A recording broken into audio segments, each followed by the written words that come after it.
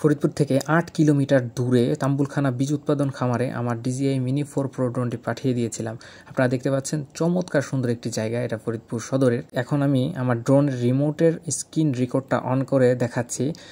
নিচে হাতের বামে আপনারা দেখতে পাচ্ছেন H তথা হাইট এটা, এবং ডিতে হচ্ছে ডিস্ট্যান্স। অলরেডি 3 কিলোমিটার পার হয়ে গিয়েছে এবং যেতে যেতে আমরা বেশ সুন্দর দৃশ্য দেখতে পাচ্ছি। তবে দৃশ্যটা একটু ঘোলাটে লাগছে, কারণ যেই দিন এটা আমি ট্রাই করি ওই দিন আকাশটা হেজি ছিল, প্রচুর মানে কুয়াশা আচ্ছন্ন একটা ভাব ছিল। তো দেখতে দেখতে কিন্তু চলে গিয়েছি 6 কিলোমিটার প্লাস, 7 কিলোমিটার হয়ে গেল এবং ব্যাটারি চার্জ 58%, এবং আমি চলে এসেছি এই যে আমাদের তাম্বুলখানা বীজ উৎপাদন খামার।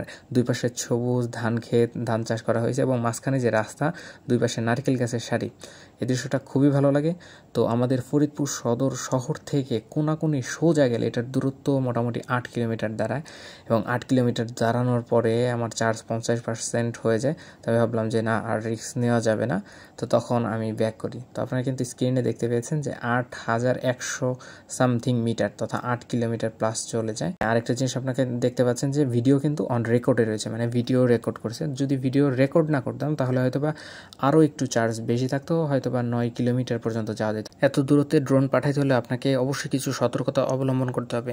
এত দূরে পাঠাতে চাইলে অবশ্যই আপনার অবস্থান অনেক উঁচু হতে হবে, তাহলে নেটওয়ার্কটা খুব বেশি ভালো পাবে এবং খুব সহজে আপনি দূরে পাঠাতে পারবেন।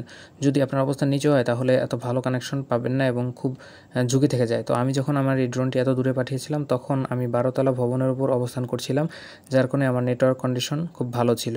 তো ধন্যবাদ সবাইকে, আজকে এই পর্যন্ত। আসসালামু আলাইকুম।